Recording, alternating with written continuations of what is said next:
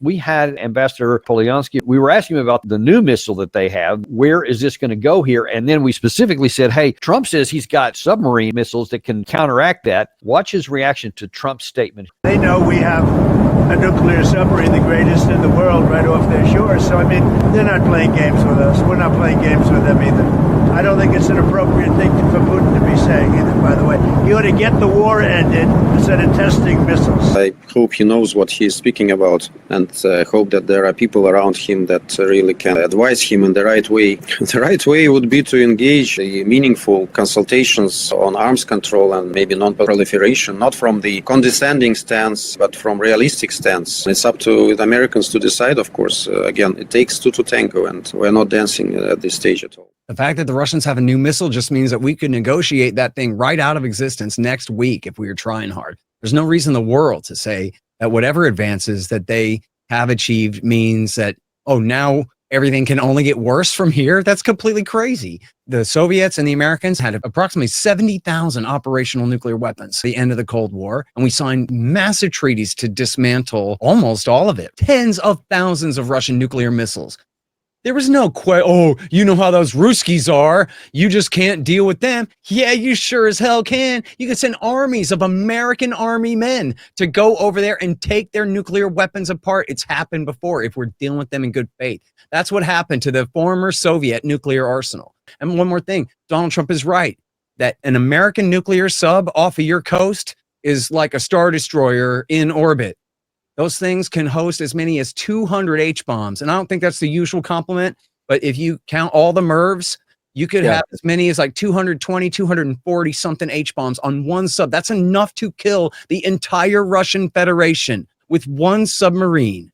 And so when Trump talks like that, I really wish he would not talk like that. That's not a TV show. But if anybody doubts how serious that threat is and how serious the Russians absolutely have to take that, they shouldn't. Listen, it doesn't have to be this way at all. I mean, that's the whole thing of it. If you go back to just the beginning of this year when Donald Trump was inaugurated, he goes, I want to sign a new treaty with Russia and China where we all slash our nuclear arsenals down to a couple of hundred. Remember that? He goes, how about we all agree to slash our military budgets by half? And this was like, you know, Donald Trump without his leash on, without enough people lined up to whisper in his ear and tell him what the bounds of what he's supposed to think. But this is when he's just off the cuff. And he goes, I don't know. I think it'd be kind of cool. He said, you know what? Instead of having like this pivot from the war on terrorism in the Middle East to great power conflict with Russia and China, what if we just didn't have conflict with anyone? What if we just got along with Russia and China and we just move forward through the rest of this century and make money and be friends? That is Trump the Great. That is the guy that much of MAGA voted for and wanted. That is America first. But I would hail that. Yeah, and you'd be the deputy national intelligence director if that guy was the president right now. And of course, look, what we have is the infiltration of the U.S. government by the Likud, no less than under W. Bush. And it's just the president himself. You can't even blame Scooter Libby and Richard Pearl and the neoconservatives this time. They got Ron Dermer up there, but hell, they don't even have Elliot Abrams this time. There are no actual card-carrying neocons in the whole government. And still, you know, Miriam Adelson and i.e. Benjamin Netanyahu, they just get their way on all of these things. And it's really tragic because it just doesn't have to be this way at all. I mean, Donald Trump was never Ron Paul.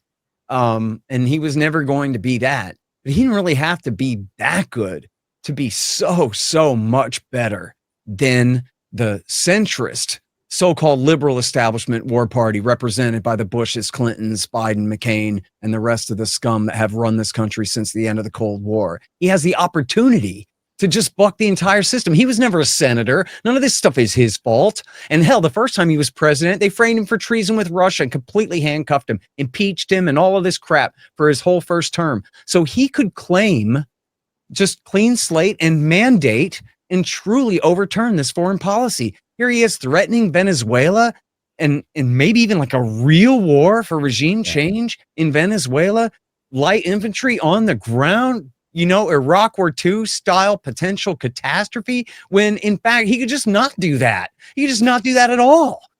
He could, you know, there was a book back in the Obama years by Flint Leverett and his wife, Hillary Mann Leverett, who both have been on the National Security Council during W. Bush. It was called Going to Tehran. And it said, Obama needs to not just do a nuclear deal. He needs to go to Tehran, shake hands with the Ayatollah like Nixon did with Mao, and say, okay, first, we're friends. Second, we're going to have our deputy undersecretaries figure out the details, and we're going to get along now, starting now. And that if we don't do that, they said his nuclear deal will die. Even if he gets it passed, they'll end up killing it anyway, because we still have too many huge outstanding issues with Iran. First and foremost, obviously, our relationship and their relationship with Israel and Palestine. And so how are we going to go forward on any of this stuff if we don't have a full-scale deal? Well, Donald Trump is exactly the kind of guy to say, hey, I'll go to Tehran. Look at, dude, he went and crossed the border into North Korea and shook hands with Kim. They're saying he's trying to meet up with Kim on the current trip around the world right now. This is the guy where this is the version of him where people ought to be chanting his name. You want to shake hands with Kim? We'll build statues of you. You want to invade North Korea? We burn effigies. Get it straight. We want peace. This is America first, not whatever Miriam Adelson and the Likud want. And it's just the contrast couldn't be starker, right? You look at the battles day in and day out on Twitter, inside the American right. The people want peace. And then you got the war party who are all just compromised and paid. You know, it's as simple as that. Well, yeah, it's as simple as that. Conflict right now, that the Trump that you just described is kind of hidden around a little bit. He seems to be listening to too much of these other folks, and we can only hope that he watches this show, listens to every word you said, and I would even rather have you elevate above me to go into one of those key government positions if it would get you in his ear that could help save all of us and get this risk off the table, because it's something that is desperately needed for our country and for mankind. And I really appreciate you providing such clarity on exactly what we need to do. Thank you so much for coming on today. Thank you very much, Danny. And I'm sure that's never going to happen. But President Trump, if you're listening, sir, sign up at ScottHortonAcademy.com. I think we're going to be launching tomorrow. I got 30 hours on the terror wars, but I talk really fast. You'll love it. You're so tall and smart. Yeah, tell me about that. I almost missed that. Tell me about this new. I think you got a cap and stuff too. Then pull that out. Oh yeah, you want to see my hat? Here we go. Not that I'm going golfing later. I'm not much of a golfer. Maybe I'll wear this boating. This is my Scott Horton Academy hat. Tom Woods, the great libertarian hero, Tom Woods from the Libertarian Institute and the Mises Institute, of course. And he has the great Liberty Classroom, which many people are familiar with. Well, he built me my own Liberty Classroom. It's called the Scott Horton Academy of Foreign Policy and Freedom. And it's gigantic courses by myself on the terror wars, and then coming soon also on the Cold War with Russia. And then also James Bovard, the great James Bovard, the libertarian journalist, on 40 years of hard-hitting investigative journalism. Ramsey Baroud on the reality of the Israel-Palestine conflict. And the great William Bupert. I'm not sure if you're friends with him, but you ought to be, man. You guys get along great. He is a former Army Ranger and officer, and was in Afghanistan training troops and all of that, probably right around the same time you were. And has the great hosts the great Chasing Ghosts podcast, where he debunks counterinsurgency theory, as you might agree. And then also, so he's an academic fellow there, and his course is Trail of Tears, American Stalemate and Military Defeat since 1945. And all of these courses are just top of the line stuff. It's the very best stuff. And I think we're going to be launching tomorrow. So if people just go to ScottHortonAcademy.com and put your email address in there, you'll be the first to know when we go. Very good. Well, we recommend everybody go there. It sounds like something that we desperately need. So maybe President Trump, would you give him a discount on one of those hats? Because I understand he likes those hats. That's right. Yes. Anybody on the National Security Council, or say like the vice president's staff or anything like that, wants the course, just email me and we'll hook you up with a promo code, guys. Very good. All righty. Well, thanks very much, Scott. We always appreciate it. And we appreciate you guys too. Thanks so much for watching with us today. And we'll look forward to seeing you tomorrow on the Daniel Davis Deep Dive.